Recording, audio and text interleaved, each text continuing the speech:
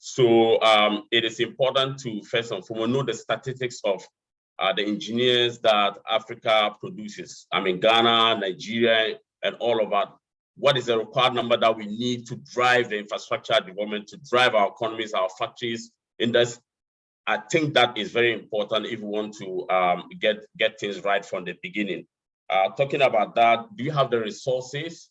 Have you put in program policies to help drive the number of engineers or scientists and technologies that we require for? Because I think the advanced economies have that.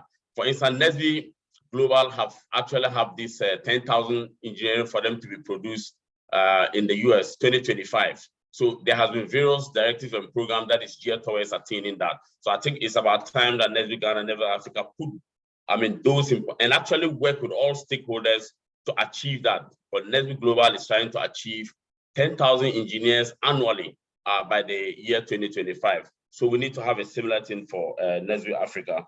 And then again, talking about innovation and then resilient world, I think we can't do it alone. As an organization that has championed the encouragement and the inspiration of the youth to pursue STEM careers, we should look at how we can partner with other organizations. I always want to talk about partner. When you talk about the Sustainable Development Goals, the UN charted that to bring into focus how various organizations can partner to be able to achieve those goals. So that is, partnership is very important. Today we are talking about NSBE Nigeria, NSBE Ghana, NSBE South Africa, NSBE Rwanda.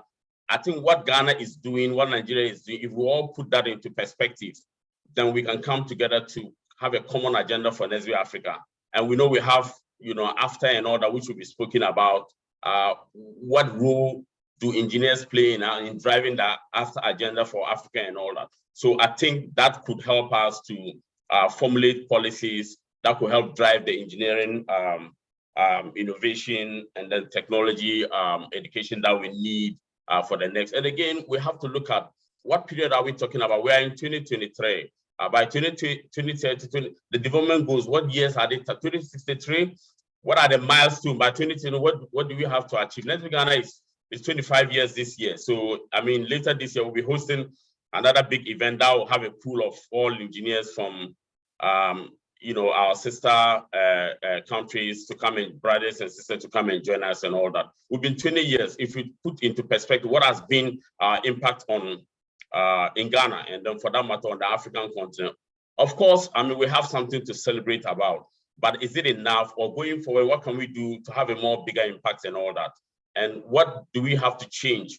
What resources do we need to be able to achieve all of this? So I think that is also important that we put into perspective to be able to formulate something that will be part of the agenda for.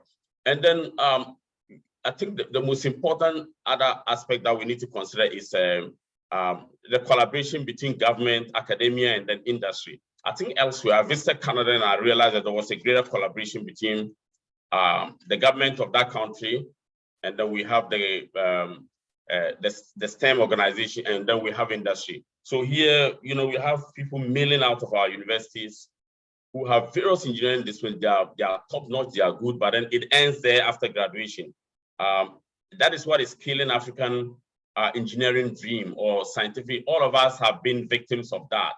So what do we have to do different in order to encourage engineers that are milling out of our university? For instance, if somebody comes up with electrical, mechanical, and all that, he can collaborate with other engineers to come up with a startup that could be supported by the government or industry. And some of them doing internships and all that. They are not readily available to encourage people to continue in the STEM pipeline. So that has been a major setback to engineering pursuit for Ghana and then for Africa as a whole. So there are so many things that we can look into, but NSBE Ghana, NSBE Nigeria, South, or NSBE Africa has to play a major role. Once we collaborate, this should set the footing, the footprint for us to be able to launch a bigger campaign policy that can lead us to come up with a policy for NSBE Africa. So in short, that is just what I have to say, so that at least when we get into the panelist discussion, I think we have more interesting things to discuss to help us make progress. Thank you so much, Prosper. Thank you so much, colleagues, for this opportunity to address this August House on the Engineering Day. Thank you so much. Yeah. Thank you very much, the Executive Director of NSBE Ghana, Mr. Abdullahi Imoru, for those remarks. I have the pleasure of inviting the former Executive Director of NSBE Ghana, who is currently an Air Force officer in the United States, Mr. Gabriel Stanislav, to give us some remarks. Hi, Gabi. Dr. Amuquandoh and Mr. Executive Director, good morning. It is 07 a.m. from where I'm speaking from. Thank you so much for putting this together. I am so excited for you guys. Let's make it happen.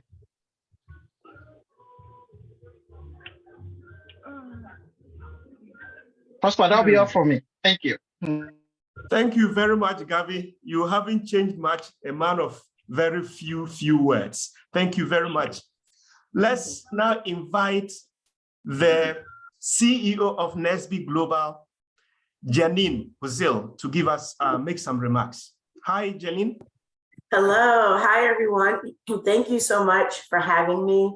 It's so wonderful to be here. Thank you, Abdullahi, for making sure that that my team got me connected here. It's good to be here. I am the first CEO of NSBE, but I'm not new to NSBE or to Africa, more specifically even Ghana. I've been a part of NSBE since I was a student in college in the United States. I'm a mechanical engineer by training, and I was very active in my chapter. I held regional and national boards roles for NSBE. As I began in my career, I spent many years working for General Electric, and I worked in the healthcare space of engineering. And more specifically, I was working on ultrasound and lived and spent more than 10 years of my career living and working in Ghana and covering healthcare all across sub-Saharan Africa.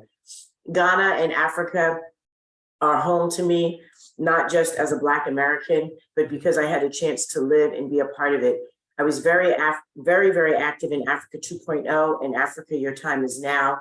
And I feel so very strongly about the power of NSBE in Africa. In fact, I was a part of the corporate community that funded NSBE Africa in Ghana to ensure that the organization could continue to be vibrant. I haven't been back to Ghana since I left right before COVID, when my company sent me back home. I'm scheduled to be there in the next few months. And so Abdullahi, I can't wait to connect with you more on that. But NSBE has been in action for almost 50 years now. And so next year, as we're celebrating our 50th, it is my hope that we're able to join with you all and some of our partners and bring NSBE 50 to Ghana and to help advance the impact that Africa is having on STEM and technology. We have such a large community of Africans that are a part of NSBE, whether they live in Africa or whether they're in the United States. Conversations like this are so important to bring us together so that we're able to understand how we take the community of people, which is all of you and all of us, that are solving the world's toughest problems, and ensure that we give you the support and we give you the tools and the resources that you need to be successful. And that is something that we are working along with Abdullahi and others to be able to do with NSBE US in support of our affiliate in Ghana. It is my hope that we will convene a panel like this next year as we're building our 50th, that you all will allow us to come, that we'll bring some of our partners, and that we'll be able to support the projects and the programs that you all are doing. Finally, I'd like to say that the time and the moment continues to be now. The work that is being led, the startups, the people that I speak to in Africa that are doing great work in tech, that have built startups and that are doing some of this great work, we're here to ensure that we can help support and to bring attention to it. And so I hope that you all will continue to pull me in and allow myself and my team to be able to bring a voice, whether we do that through social media, whether we do that through some of the interviews and the stories that we'll tell together, whether we do that when you all join us, those of you that might be with us in just a few few more weeks at our national convention, and whether we do that with this group, the Minister of Technology in Ghana, and more broadly across Africa. I really hope that we're able to help bring your vision to light. And so that's all I have. I'd like to stay on for a few moments and listen to what folks are talking to, and maybe say hi to Kweku if he's going to be speaking. But again, thank you, Prosper. Thank you, Abdullah, and everyone that was a part of inviting me to be a part of this. I'm in the United States and just very happy to be able to join in on this Zoom. So thank you, and I hope that you all have a great day today. Thank you very much, Janine, for those remarks. Now, ladies and gentlemen, if you've just joined us, this is the World Engineering Day, which is celebrated under the theme, Engineering Innovation for a More Resilient World. And this webinar is part of that celebration under the umbrella celebration, NSBE Africa Engineering Day. And we are focusing on the state of engineering across Africa, the prospects of and challenges of engineering in Africa, and of course, sparking innovation in engineering for a more resilient and sustainable world. To our participants online, kindly put your questions in the question box or the comment sections of the various platforms that you are joining us from. And I understand we are streaming live on LinkedIn and then Facebook. So you can also spread the conversation with hashtags World Engineering Day and then NSBE Africa. Now, we have a wonderful panel to help us digest the theme of this year's World Engineering Day. We have a very diverse panel in terms of geographical location as well as engineering specialty. The first person is Olasukami Famowo Odewu. Please forgive me if I have mutilated your name. And he is a mechanical engineer with experience in the energy, food, manufacturing, and technology industries. And he's a senior manager of product management at Walmart. He represents NSBE Nigeria. We also have Nyima Jobate. Nyima is an electrical engineer trained in Ghana with special interest in STEM, water, and energy matters. She's currently an electrical engineer at the Gambian National Water and Electricity Company. She's also the PRO of Women in STEM Gambia. And of course, she represents NSBE Gambia. The third panelist is Mduduzi Mlamba, and he is an electromechanical engineer by training with so many years of experience spanning the public and private sectors, and specifically in the energy and transportation industries. Mduduzi is a chief engineer at Transport SOC Limited, and this is a very large South African rail port and pipeline company, headquarters in Carlton Center in Johannesburg. Mdu represents NSBE South Africa.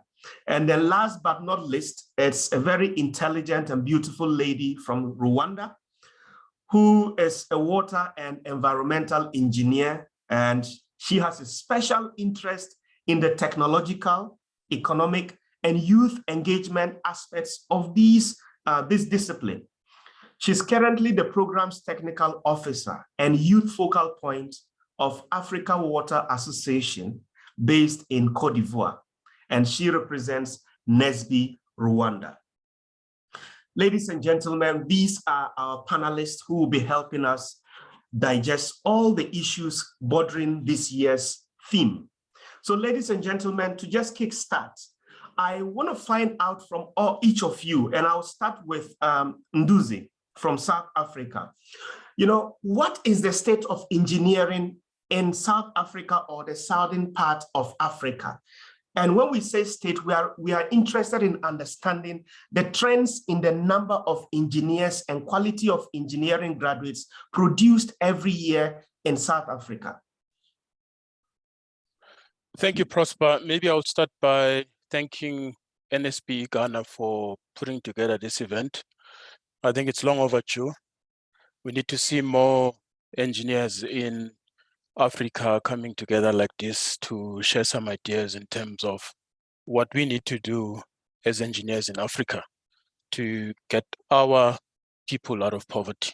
Because as we all know, poverty is a big issue in the continent. So in terms of the question that you put forward, Prosper, I can say that I think in South Africa, we're doing very, very well in terms of producing the quality of engineers. We have an institution called the Engineering Council of South Africa, which has got international accreditation.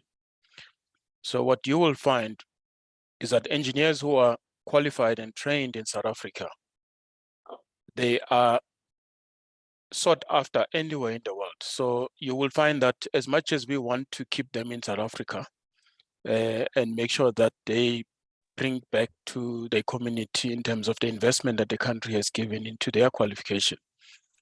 But we're also quite conversant with the fact that this is a global world, and we also need to give our engineers an opportunity to work anywhere in the world so that they can learn some new skills and bring them back home at a later stage. So in a nutshell, the engineering qualification in South Africa is highly regarded everywhere in the world. And we've got our engineers working all over the world. Thank you. Thank you very much, Duzi. Now, Jelia, you are from Rwanda. That is doing quite well on the continent. In fact, Rwanda is gradually becoming the shining star in terms of the rate at which development is going on. Do you have a similar situation like Ndu said in Rwanda? What is the state of engineering in terms of the number of engineering graduates that you produce and the quality of same? Delia. Yes, Prosper, thank you so much. As for Rwanda, I would say that it's quite similar to South Africa, but as you know, with the problem that Rwanda has faced back in the years of the problem of the genocide, the country is now, we can say that it's now that it is recovering and starting from the scratch, and so building and investing in human resources.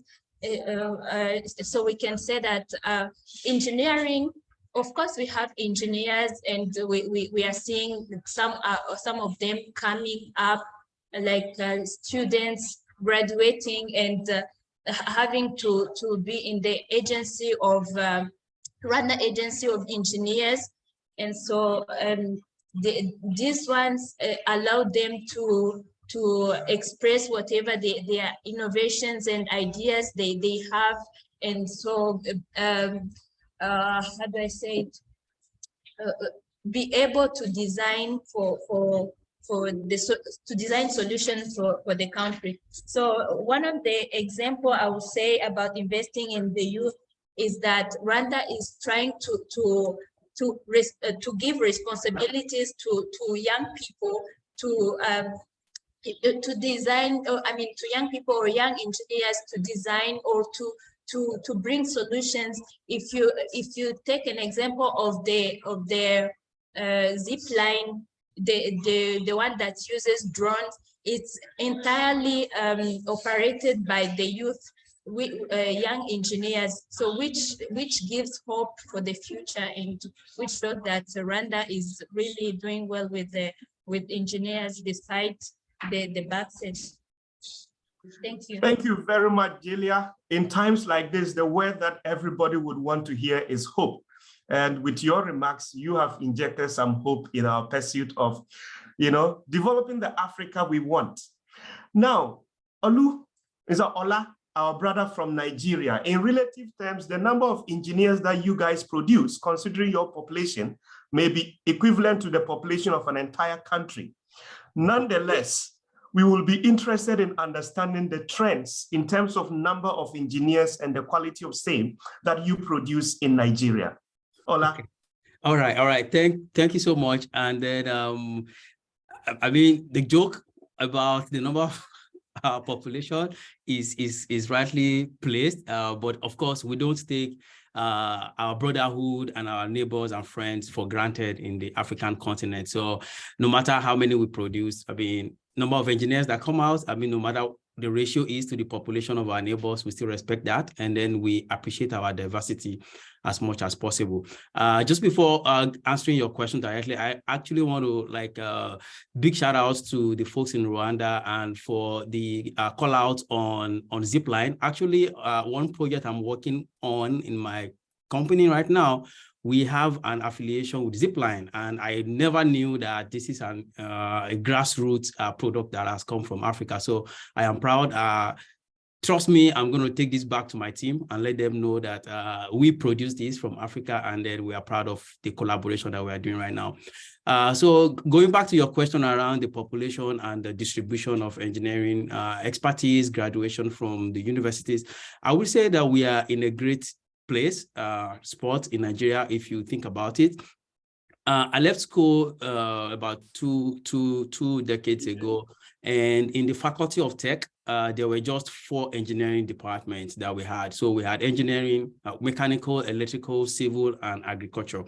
A few days back, I believe like 1 week back, I was speaking to NSBE folks from my university, and I was hearing about 3 or 4 new departments that have started. Some of them like in the last 10 years, some of them like in the last 5 years. So I see that expansion is there. The opportunities are there, and the country as a whole is doing well in rolling out new expert areas, new focus disciplines in the engineering field, and trying to see how we can have the right spread that we have. If you are very familiar with the geography of Nigeria as well, you know, we have the north, we have the south, and then we have the middle belt. So what we are focusing our attention more is how we can leverage the land mass that is available in the northern part of the country, which is more towards the Sahara Desert. So in that part of place, there are opportunities there. And I see a lot of universities and also special institutions coming up in engineering space, focusing on agric, water resources, and land management, because the issues that come up in the different regions varies a lot. So there is need for those kind of specialization to come up. And I see the government is doing well to kind of establish and direct focus in those areas. So in the northern part, you can see agric institutions coming up. In the southern part, where we have the coastal lines, we can see marine engineering coming up. You can see marine studies coming up in some universities that we have in the south. So I believe that both in numbers, in spread, and in specialization, we are on a track to building sustainability in Nigeria as a country, and also trying to support our neighbors, the brotherhood across the African continent. So I believe that the numbers are great. If I'm in a place to advise the government, I will also want to maybe we can start introducing some new areas of engineering that should be of focus as the world is changing in recent time. So that will be all from me. Thank you. Thank you very much, Ola, for those wonderful remarks. And then taking off from what you've just said, you know, in all our countries, we realize that our people are grappling with a myriad of challenges in terms of urbanization, employment, food, water, and energy security. As we speak right now, some parts of South Africa is grappling with rolling blackouts. We also have issues like environmental degradation, and of course, the monster in the room as far as our times are concerned, and that is climate change, natural disasters, transportation, poverty, among others. Now, this preamble brings us to the second part of our discussion, where we are going to look at the prospects of achieving a more sustainable and resilient continent through innovative engineering, and of course, by African engineers, not Chinese engineers or Western engineers. And with the myriad of challenges in the areas that I have mentioned, I want to take off from Ola again. How can engineers or African engineers help tackle these challenges? And we'll be very happy to get some case studies or wonderful examples in Nigeria or other parts of Africa where African engineers are doing wonderful stuff in solving challenges in these areas. Ola, over to you. Yeah, great question, I must say.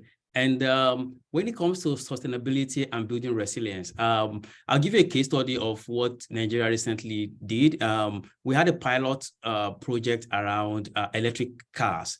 I mean, given that we might have power issues and deficiencies in the system, as in the ecosystem as a whole, but that is not a deterrent on how we move forward and we innovate going forward. So going back to my example of the electric car that was built in Nigeria, I mean, that was fully supported also by the federal government of the country. And what the country is doing, and I'm looking forward to expanding this into the whole of African continent. And I believe that there are also some other ventures that are making inroad into this sustainable car environment and environmentally friendly car manufacturing. So, which is very great. And another case study is solar power generation. Like I mentioned earlier on, we have very high intensity of sun radiation, particularly in the northern part of the country. And we are seeing megawatts of, solar power farms that are coming up in those areas. So these are things that the country is doing. How do we now leverage those opportunities and those competencies to scale up across the Western African and even possibly to Eastern flank and the Southern flank of the continent? That is what we should focus on. And thinking about sustainability and the theme of this year program, which is Zero Hunger, which ties very closely with SDG goal 2. So how do we improve on food preservation, for example? In the United States, I've seen a lot of chain logistics, cold chain logistics, where food transportation, food preservation, food distribution is well managed in such a way that we reduce perishables. That is one thing that I think that we need to focus on in African continent.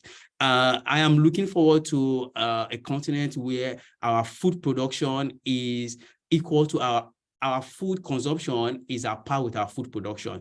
Today, we are producing a lot, but we are losing so much more in the value chain. Preservation is not where it should be.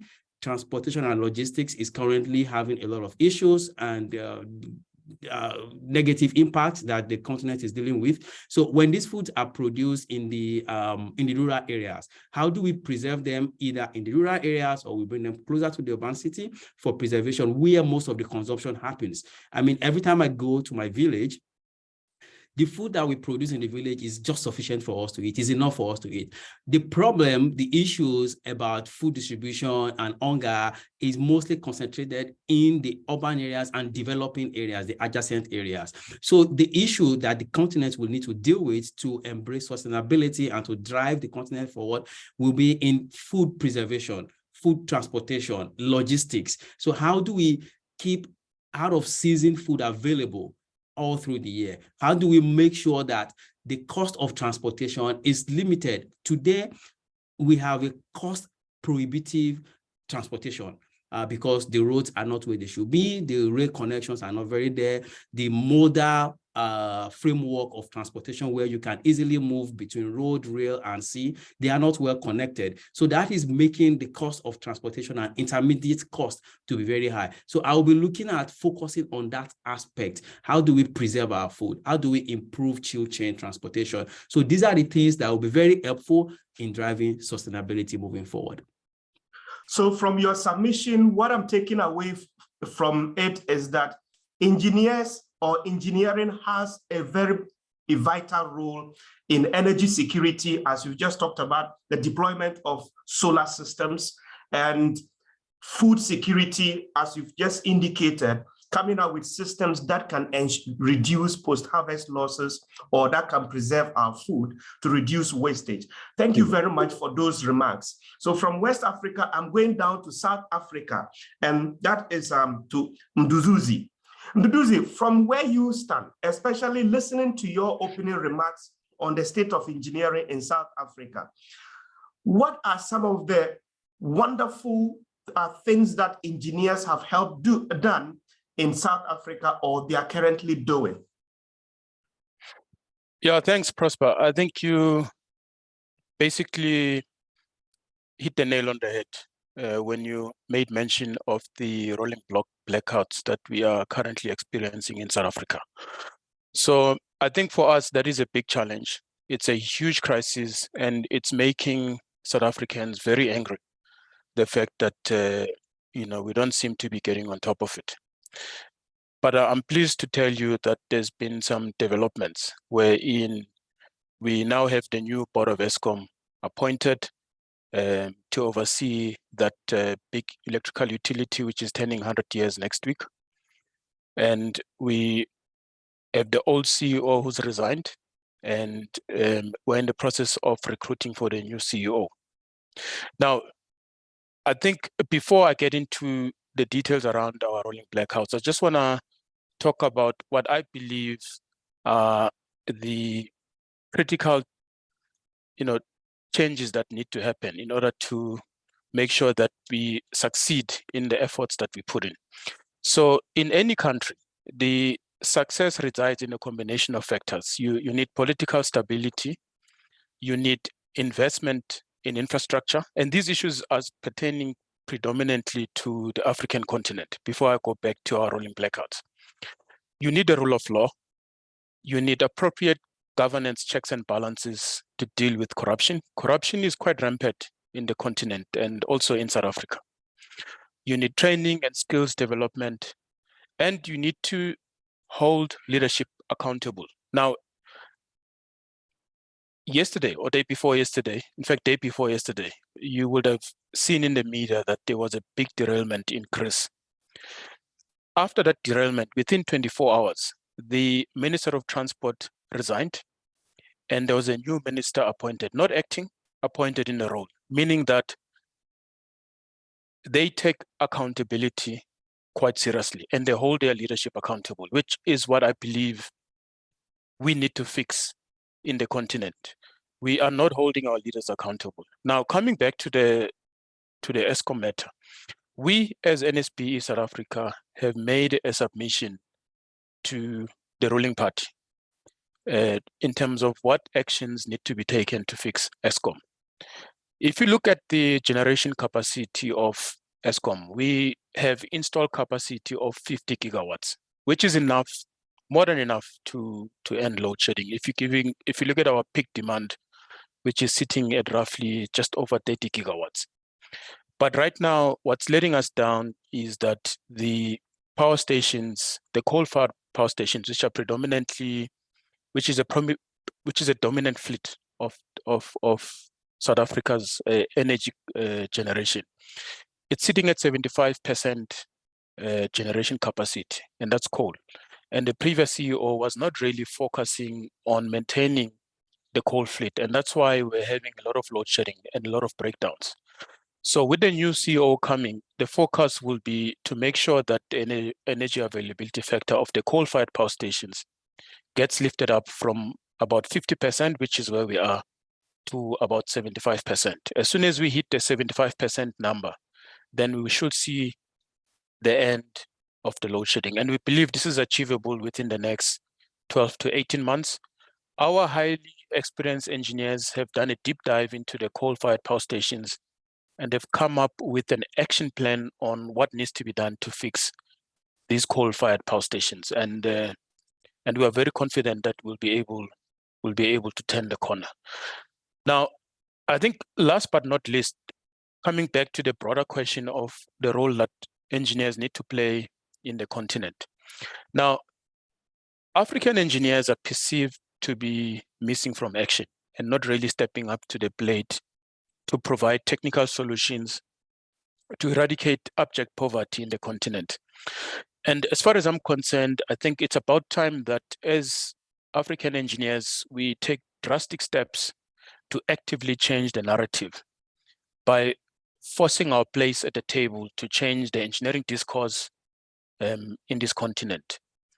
Our own assets need to have our own signatures and not those of overseas engineers that are hero worshipped by our government leaders. So I'm touching to your point earlier on, Prosper, about our own government leaders hero worshipping engineers from overseas, and that needs to stop.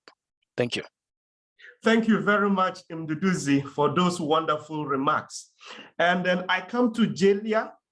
What roles are engineers playing in Rwanda? And for which reason we are hearing those wonderful stories about Rwanda?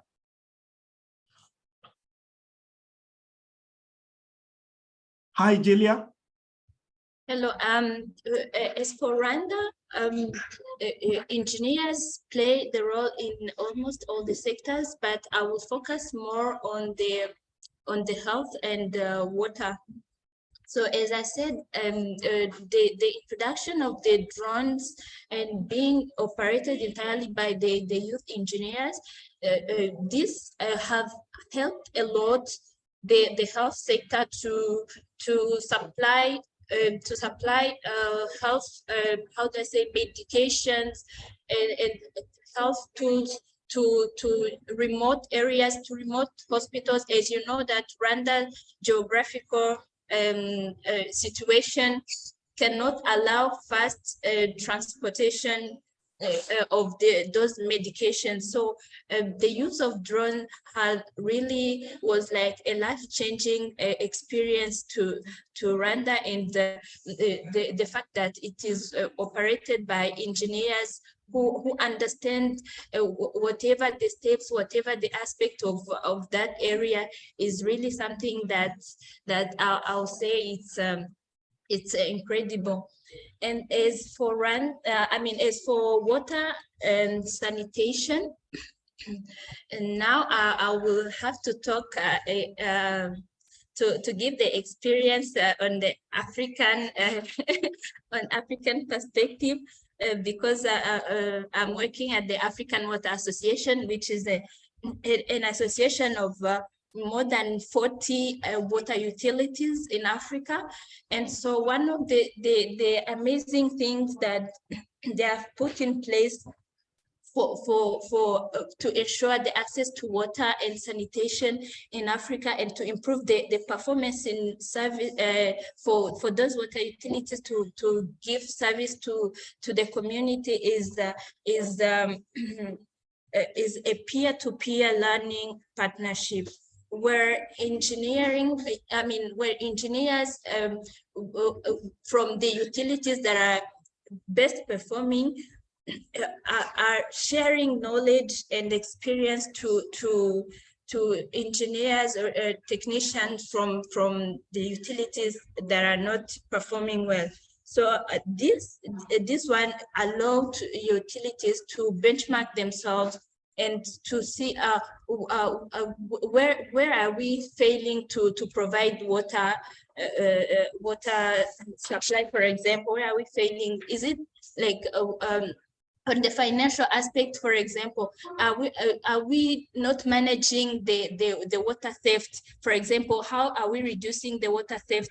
And the other utility will give the experience completely how they have managed to reduce the water theft or the water leaks, so that utility will say, okay, now we are talking numbers, and we can have a project, we can have a concept or a project that we can use as a performance improvement plan, and it can be financed.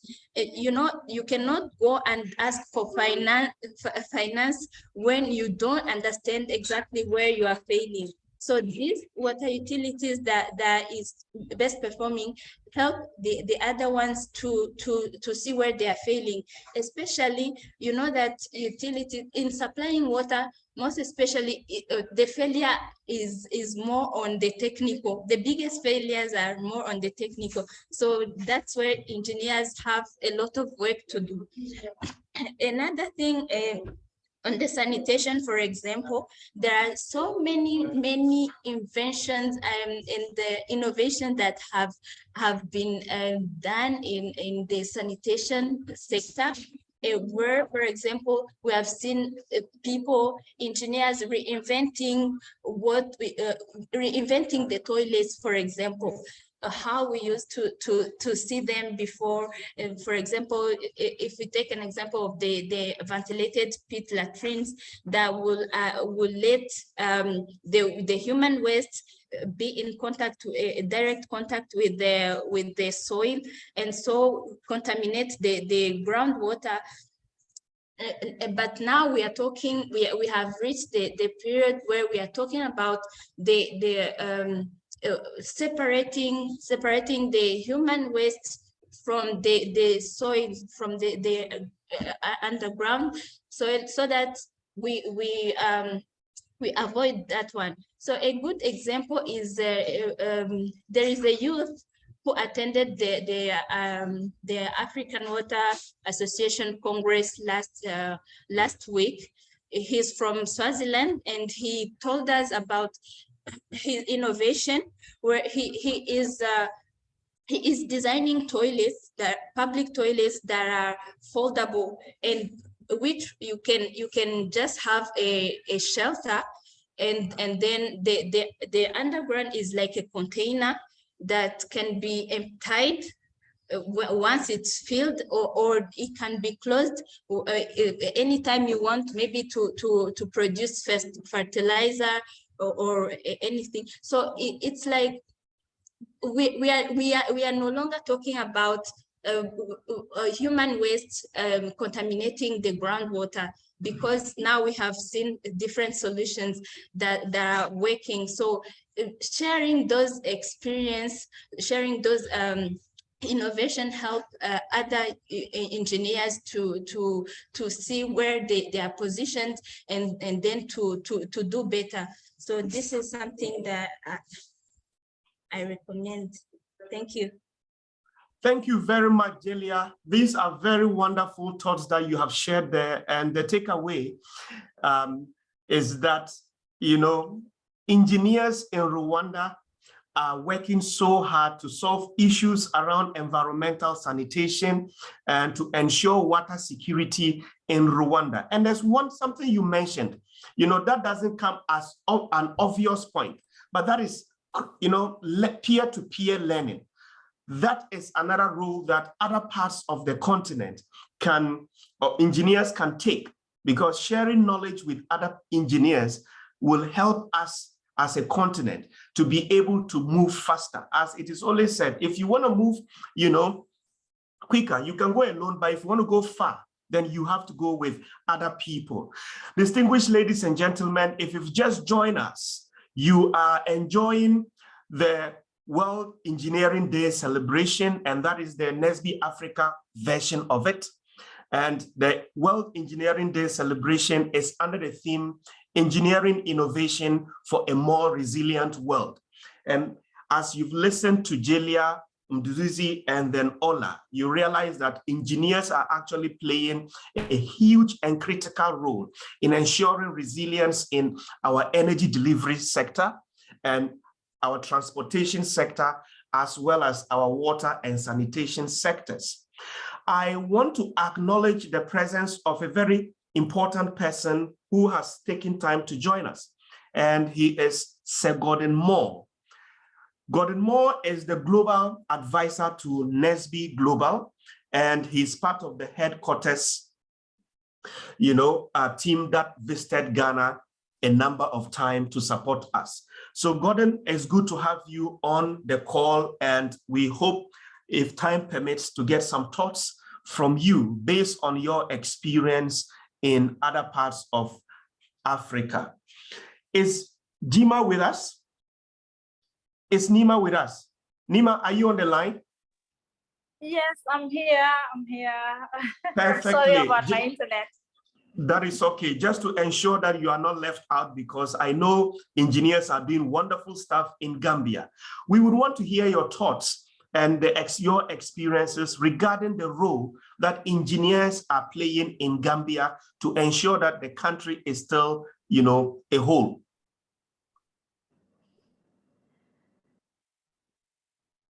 Thank you very much, Prosper. Actually, it's like our colleague from South Africa said, this is long overdue. I'm so pleased that we are doing this, and I'm sure that with more of this, a lot of things can come up, a lot of innovations will come, and we'll be able to inspire a lot of students out there to join engineering and do wonderful jobs. Now to the question.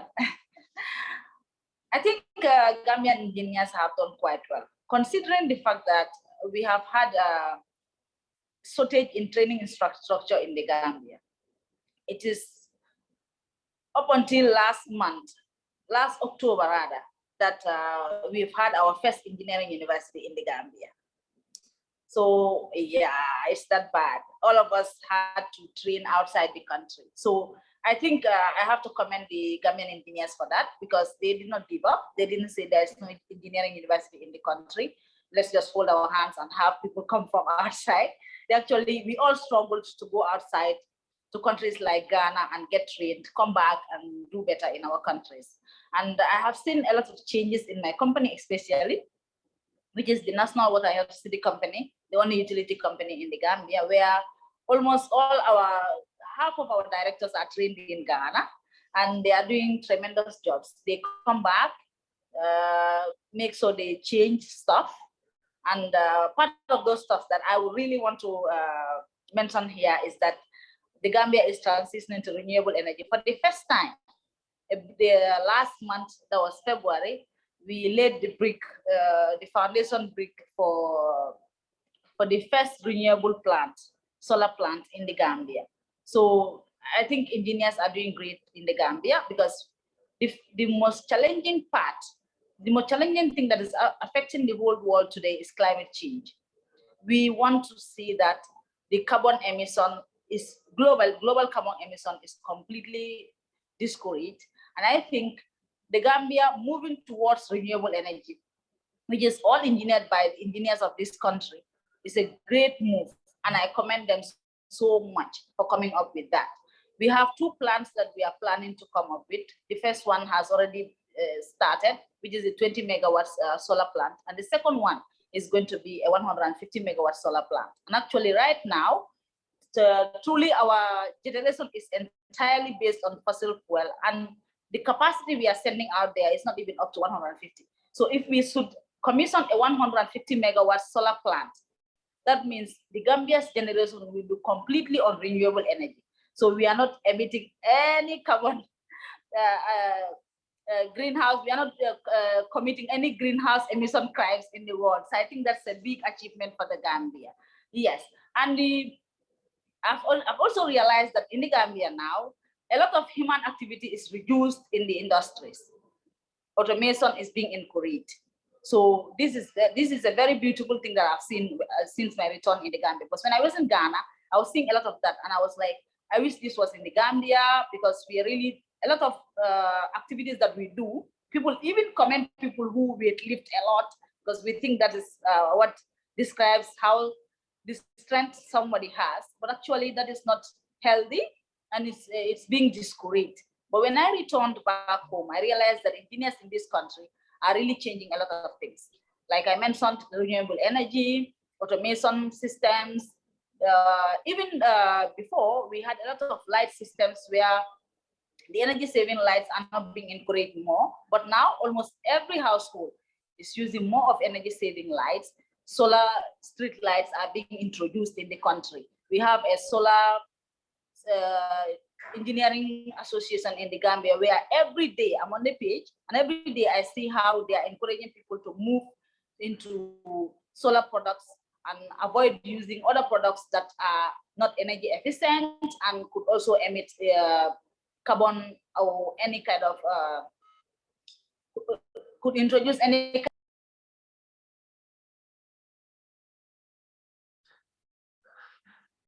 Ladies and gentlemen, unfortunately, we have lost Nima.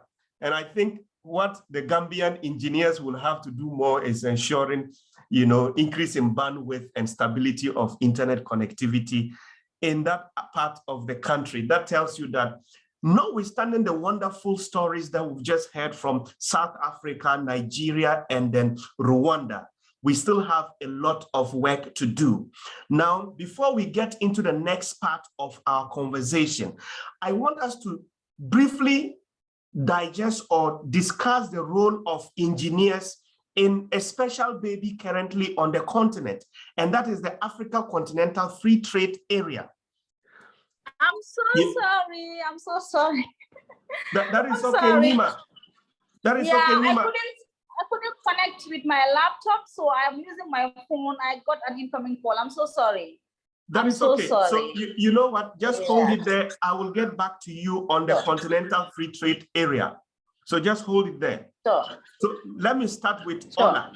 Ola, your country dragged its feet in ratifying the Continental Free Trade Area, even though we understood that, look, this agreement was going to connect about 1.3 billion people across 55 countries in Africa with a combined GDP of more than 3.4 trillion US dollars.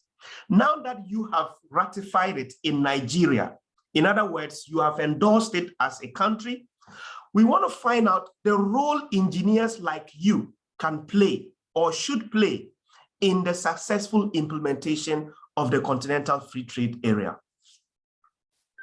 Okay. I apologize on behalf of my country for for the delay that was called out. I think the information, of course, I don't work for the government, so I'm not trying to defend the government here, but to the best of my knowledge, it looks like there was some pre-work that needed to be done on our side.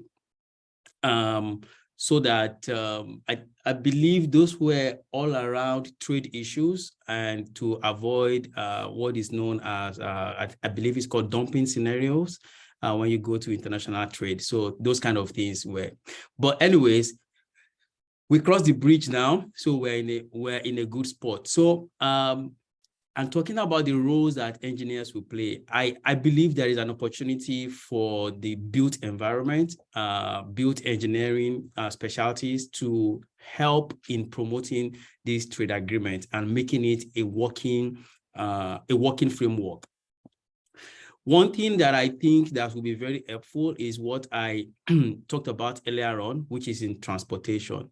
I had the opportunity to visit some European countries some time back, and it is amazing how you can go from one country to another in some European countries without knowing that you are crossing the boundary, both on road and by rail. And these systems work so synchronously that you are not bedeviled with the cumbersome border security issues having to come down. Today, I give you a scenario. Today, we have Togo there as our next door neighbor, right? But for me, as a Nigerian, to cross over to Togo, the volume of paperwork that I need to do at the border station there is enormous. Okay, if I want to do things rightly, all right? But this is not the case when you go to these European countries that I talked about earlier on. So talking about the trade agreement and making it work, I must acknowledge first that today there is, I believe it's called the no visa principle, the e-visa thing that is going on within the West African countries right now. So entry visa, you come in, then at the entry, then you get your passport stamped and things. There are some gaps in those that needs to be filled, but I must acknowledge that work going on. But going away from those issues and what we have currently, for us to make this framework to be very productive, you know, as it is, we need to have a better improved transportation systems where you can go by road, you can go by rail, and even air travels. Today, we probably have maybe 2 or 3 air travel hubs in Africa. And for you to make a trip to Europe or maybe to the US, for example, you probably will either land first in Middle East, somewhere in Dubai, or you land somewhere in Europe, or you land. But if you choose African country, you probably land in Morocco, you land in this other country, Ethiopia, you know. So things are not well structured right now, but transportation is a big thing that we need to pay attention to. When we pay attention to transportation, we solve a lot of the issues that we have around food insecurity, even insecurity as a big monster that we have in the Sahel region and also in some part of the Sahara Desert, those will also go away, right? When people are moving freely, you are able to identify who is moving, digitally able to understand the footprint of people that are moving. Because today, it is not that people are not moving. People are moving, but they are moving on the ground. So you don't get to see them, to identify them, and to know who is doing what. And that is actually one of the things that is fueling the insecurity issues that we have today in the African region. So I will think that the work should be done in transportation for moving goods and services, transportation for moving people. And there is a lot of, it's a big industry if you think about it. So in the US today, like, transportation and logistics is the backbone of the economy. Like when the lockdown happened, when transportation was shut down, there was no goods moving from US to Canada. And also the belly loads, I mean, I must tell you that more than 50% of the goods that transferred, that is transferred between maybe US and other countries, they are like what is called the belly load, which is carried in the passenger airplane. Okay, so in the passenger airplane, when passengers are filling the seats and you have your luggages, added to that are also goods that are being transported for commercial purposes. So when the lockdown happened and those transportation were not happening, and that is the ripple effect of what we are feeling today around inflation issues and everything that is going on. So I would say that transportation is a key thing that we need to solve in Africa. When I look at all the coastal countries, from the Gambia to Ghana to Togo to Nigeria, down to all countries that are lined up in the coastal areas, what stops us from having trade routes on the waters? Nothing. What stops us from having, and those of us that are landlocked, when I talk about Mali, Tunisia, Egypt, I mean, you know, those of us that are in between, that are sandwiched, what stops us from having a connected highway where people, goods, services can move? And then when you get to the country of destination, then you can have your paperwork done and everything is well settled. So the role that engineers will need to play is to begin to think of, okay, how can we contribute in building these infrastructures? And I like the point that was raised by Mdu, I hope I'm calling his name rightly now, from South Africa, around the government paying more attention to Chinese and foreign engineers. Yes, the government needs to give us a chance, all right? I believe and I trust that there are competent engineers that have been produced from African countries, and they can do the work, they can do the legwork. Think about it. Like today, I am more likely to take maybe a 3-kilometer walk or a 2-kilometer walk in my village than someone who is of a different skin color taking that same walk in my village, all right? So think about the construction going on. Think about the infrastructures being built. I will probably have more productivity than these other folks, all right? That is true. My output per day is improved. So that is the role that engineers need to play. And one more last thing will be in terms of control centers. So as we are connecting all the countries together, we need a control center, we need a command center where you can have high visibility of what's going on and be able to identify all the nodes and connect all the nodes. Thank you. Thank you very much, Ola, for those submissions. So as the takeaway from your submission is that engineers should concentrate, or the role they can play is designing and constructing and diversifying the transportation system to be able to effectively or contribute to the effective implementation of the AFCFTA. And you also indicated the need to have a control center.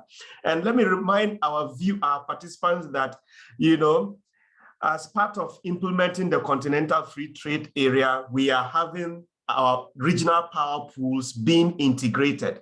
So we're looking forward to having African engineers, you know, having a control center like a SCADA system located in parts of the continent. If you take West Africa, for instance, the control center is being located, you know, either in Ghana or Cote d'Ivoire to be able to control the trade of power. So those are wonderful submissions. I will be coming to Mduduzi in South Africa. But before I get to Mduduzi, I want to go to Jelia in Rwanda. This idea was mooted under the tenure of Paul Kagame, your president, as chairman of AU. And having been in Rwanda, I learned that a number of work was being done by your engineers in connection with other engineers in East Africa.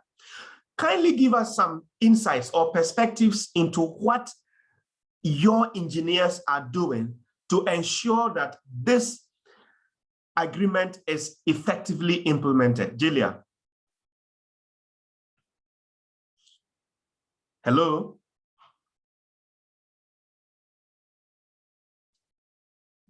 Hello.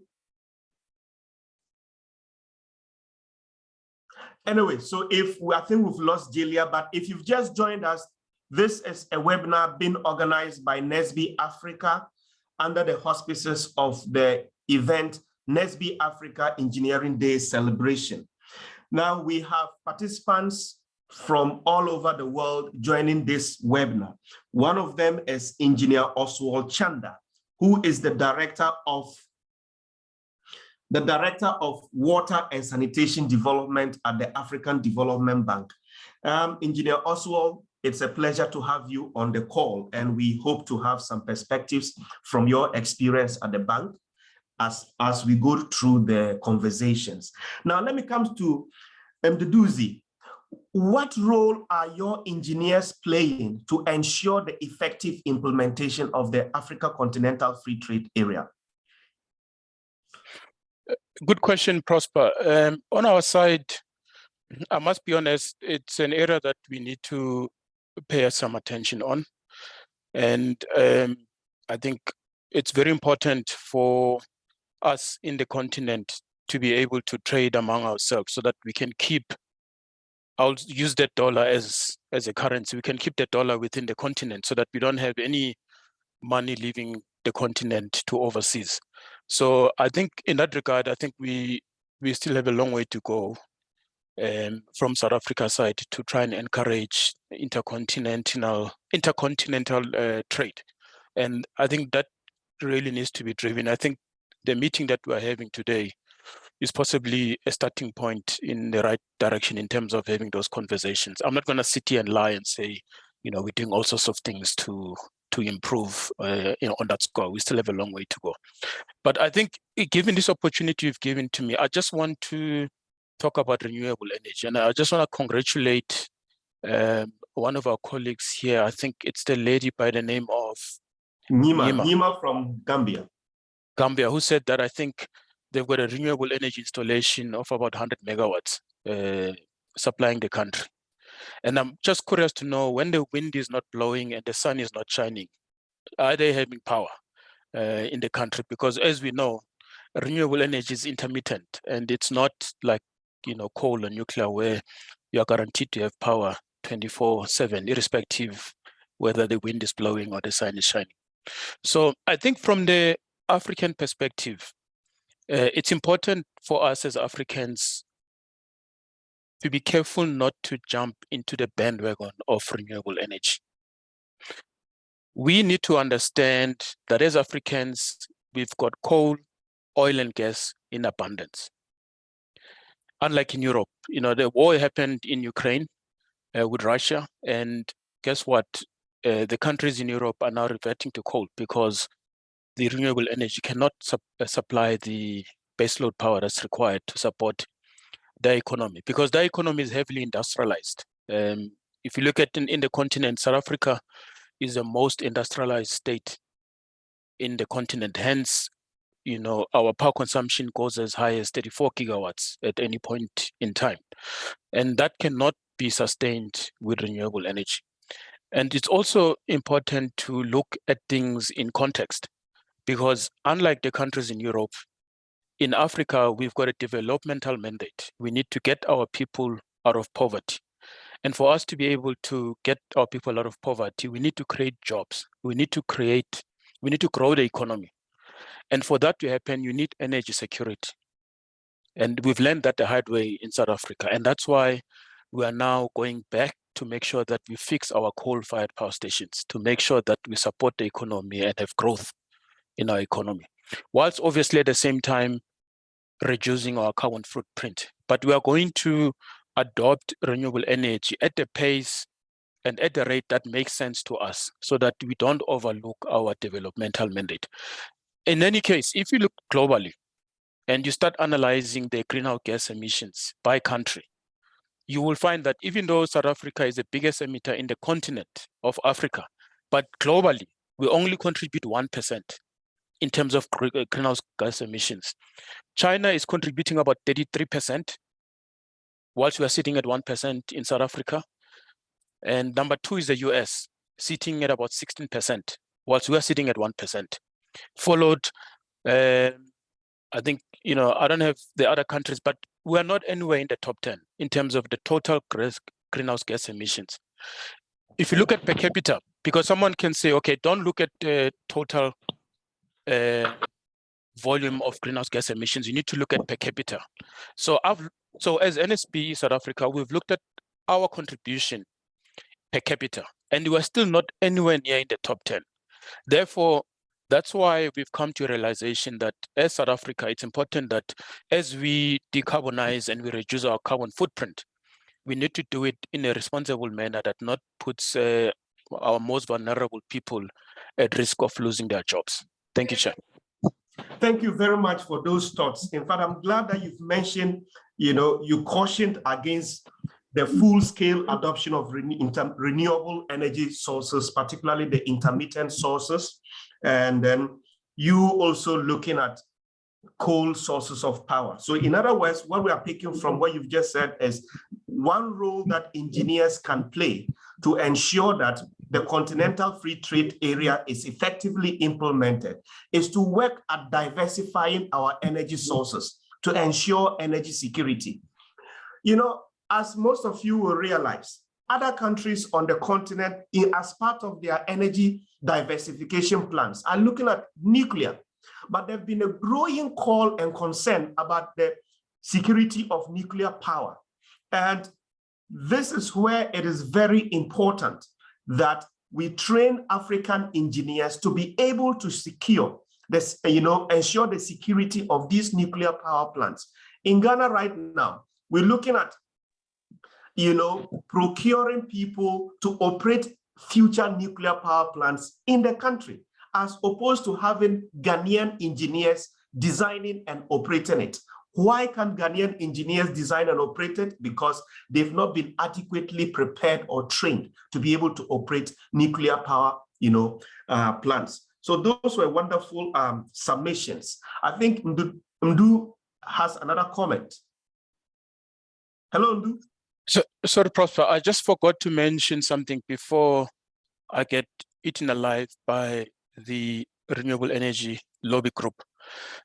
I think there was a very critical comment that was made around what is the role that our African engineers need to play in ensuring clean energy transition. And my point of departure is that we should not abandon coal, oil, and gas, because that's our God-given, gift. What we should be focusing on as African engineers is to look at technologies to make sure that we transition coal into clean coal. So we're looking at carbon capture and sequestration as an investment to make sure that we do not abandon coal, oil, and gas. Instead, we find ways in which we can trap all the greenhouse gas emissions so that we can reduce our carbon footprint. Thanks, Chair. Thank you very much, Duduzi from South Africa, the president of National Society of Black Engineers in South Africa. Ladies and gentlemen, if you've just joined us, you are taking part in the Africa Days, NSBE Africa Engineering Day celebration. And this is part of the World Engineering Day that is today, celebration under the theme, Engineering Innovation for a More Resilient World. And we've been listening to our panelists, consisting of Olasu Kami from Nigeria, we have Nima Jobate from Gambia, and we have Nduduzi Mlamba, whom you've just listened to from South Africa. We also have Jelia. The surname is very complicated as the journey from Ghana to Rwanda. So I'll just leave it at Julia. So these have been our wonderful panelists helping us understand the role of engineers in Africa's socioeconomic development. And we've just been recently talking about the role engineers can play for the effective implementation of the Continental Free Trade Area. And we'll have wonderful guests who have been with us. We have Mr. Imoro Abdullahi, who is the Executive Director of the National Society of Black Engineers, Ghana.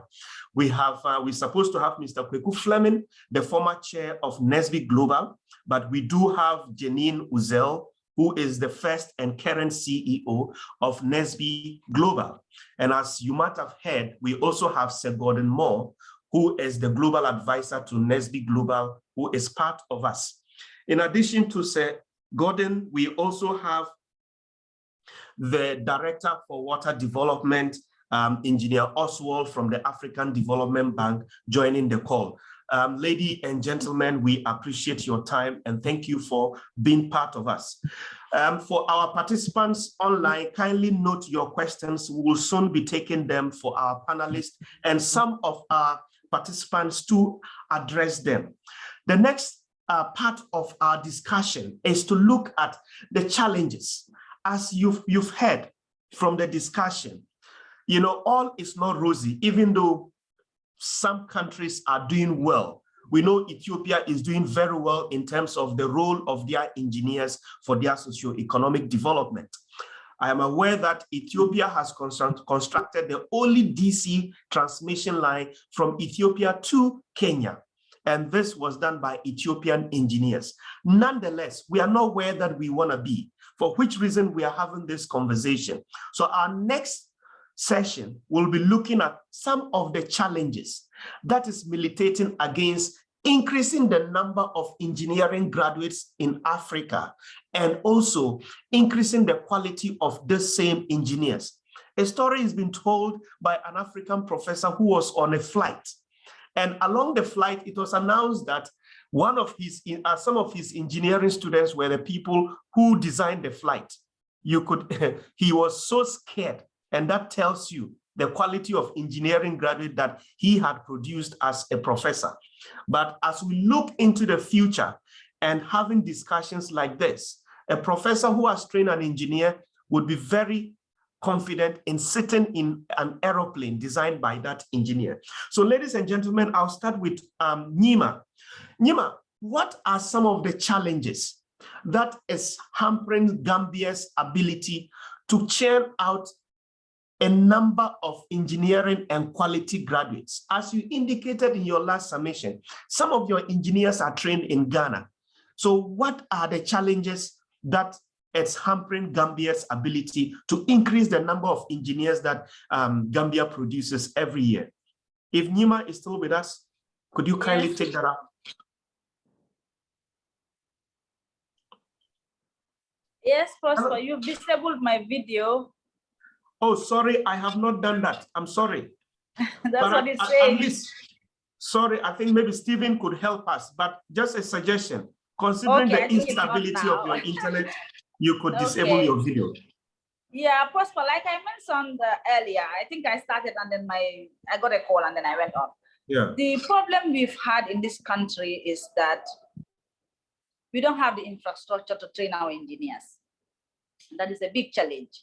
I see a lot of little kids, they come up with kits, batteries and some wires, and they're able to light lamps, they're able to move stuff. So you can imagine with that kind of talent, if they had the right infrastructures in place and the right training, Gambia would have had a lot of engineers who would be innovating stuff that would probably change the dynamics of this country. I think the development of this country is retarding a lot, has always retarded because of lack of engineers, well-trained engineers in this country. Not because people are not smart, but because they don't have the opportunity to get the right training. So the training is the problem.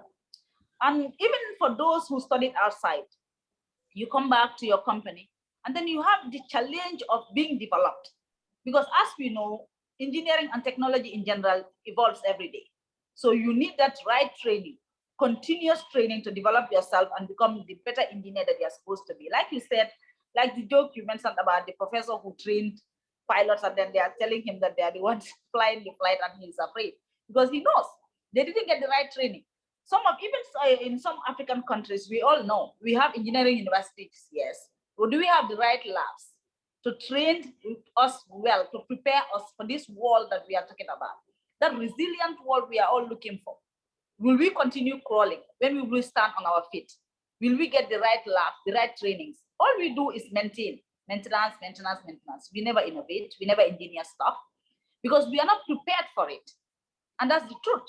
We go to school, you spend 4 or 5 years in university, you graduate and you ask yourself if you are really an engineer.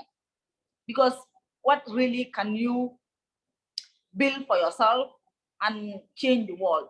You have the heart, you have the ideas, but you don't have the right training, the right infrastructures are not there, the right trainers are not there, the right equipment are not available.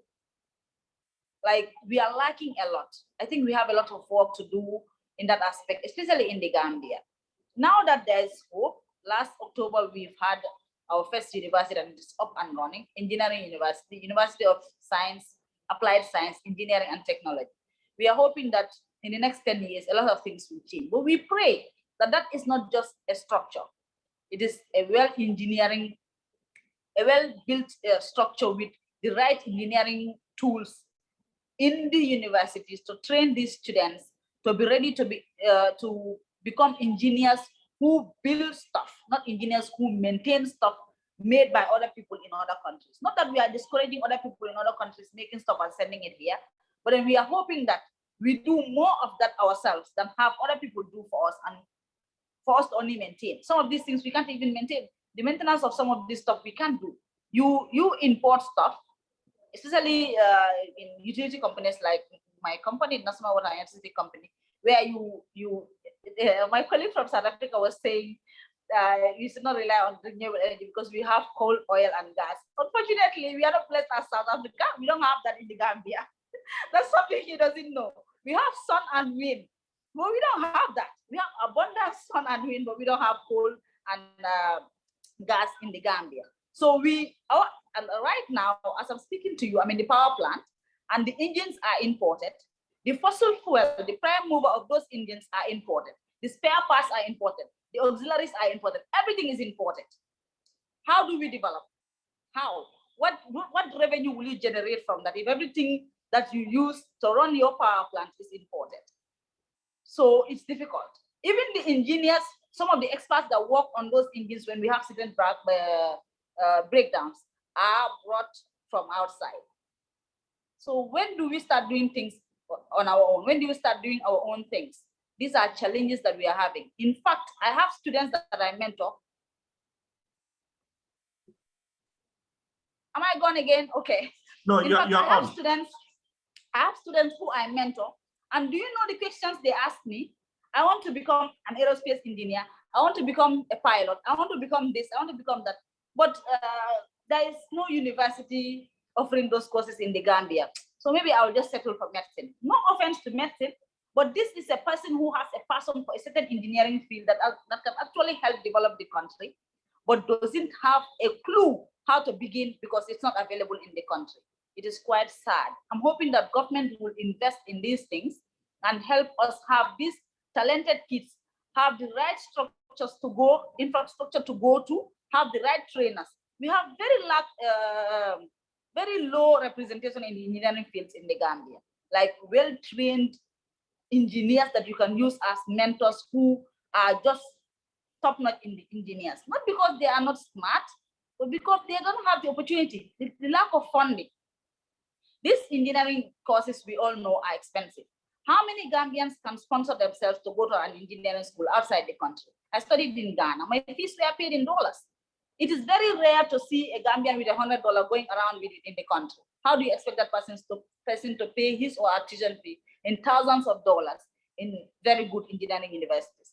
So we need government to help us get these structures in place, help the companies who have engineers in their companies, help their engineers go for more training and get the right knowledge that we need to develop this country. And we need scholarships for engineering students so that we can have more engineers go and study engineering and come and help develop this country. I think we have a lot, but I think my time is limited from your face. I can see you want to. No, that is okay. Nima, I am coming back to you. You've mentioned challenges with infrastructure and then human resource as in trainers. And then you talked about government investing in a way of scholarship in engineering training. The question I have to follow up to you is, does your government have a very clear policy for increasing the number and quality of engineers in Gambia? Is there a clear policy? Well, there are policies because as the, like you just mentioned, as the public relations officer of Women in STEM Gambia, we had the opportunity of meeting the Higher Education Ministry, and we were even baffled to realize that they are trying to put policies in place where the science and innovation, science, technology, and innovation is being focused, their focus is being shifted to that. And when we told them what we intend to do as women in engineering to increase the number of girls in the engineering fields, mentor them, train them, they're like, it's like you're doing our job for us. We can do this together and help increase more engineers, help get to the schools, have students mentored early to choose the engineering fields. So I think if they have, and the university that I spoke to you about, the first engineering university, was first initiated by our late Vice President, who was the Minister of Higher Education.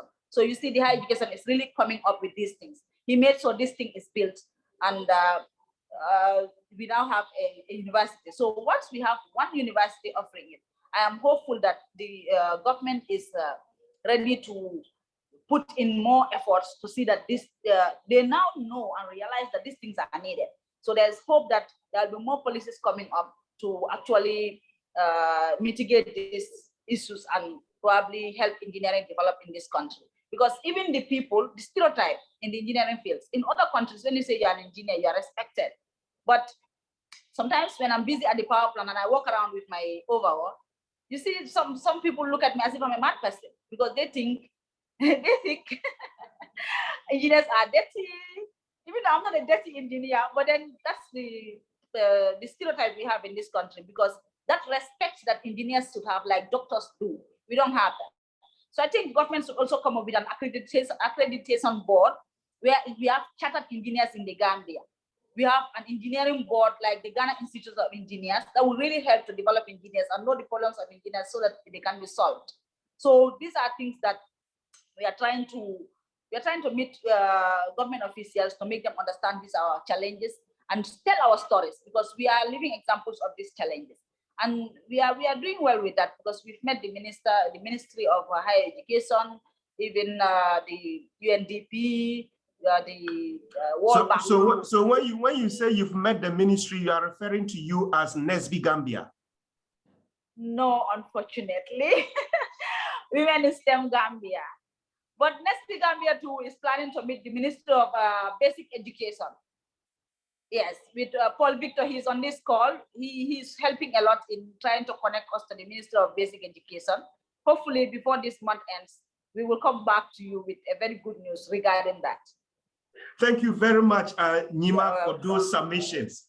I heard a voice in the background.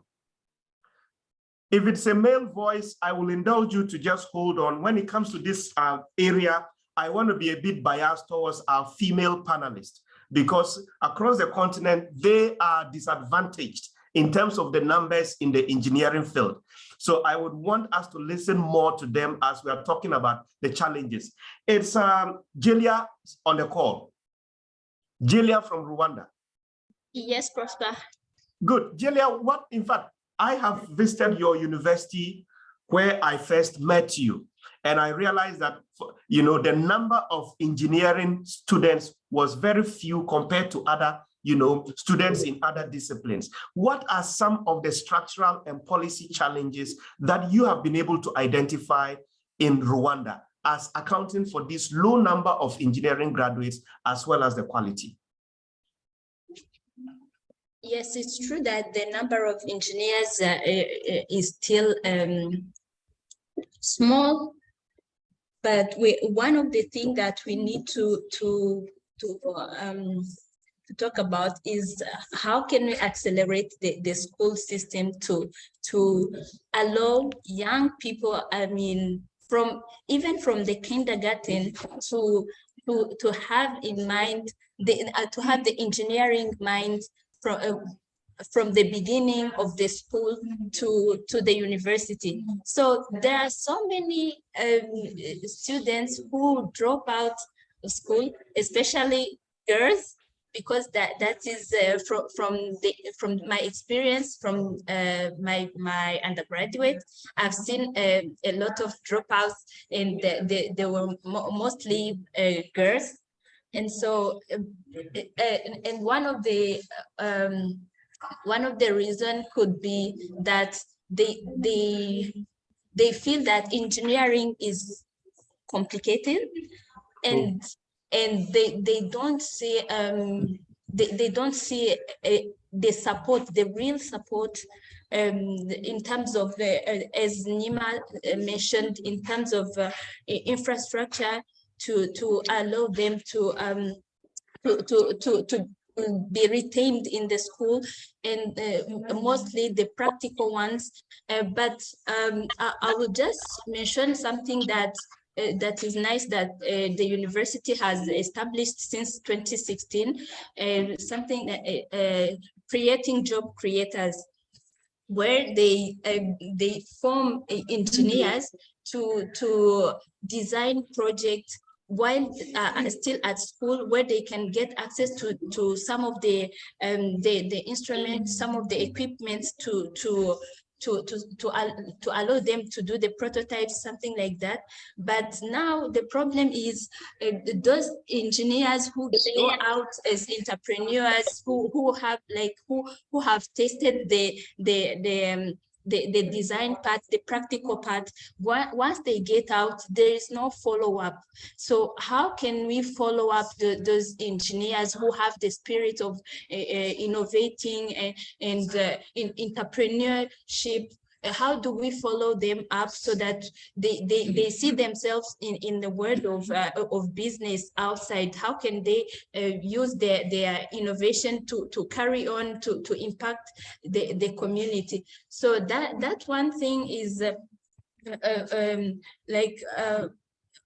the issue now of creating synergies among university initiatives, and then private sector and public sectors in the government, and allow those young people, young engineers to find their way outside the school. So this is something that I realize it should be reviewed. Thank you. But Julia, do you have a clear policy for increasing the number of engineers and quality of same in Rwanda? Do you have a clear government policy? I'm not sure about that one. I will have to check. Okay, that is fine. Ladies and gentlemen, about 5 minutes to end this call. And if you've been with us, we are on this call as part of the World Engineering Day celebration. And this particular session is very important because as we look into, of goodness of engineers, this is an opportunity for engineers from one part of the continent to move to the other part to help us solve our own problems in the areas of engineering. We've listened to our two ladies. They've both mentioned issue of training and then infrastructure.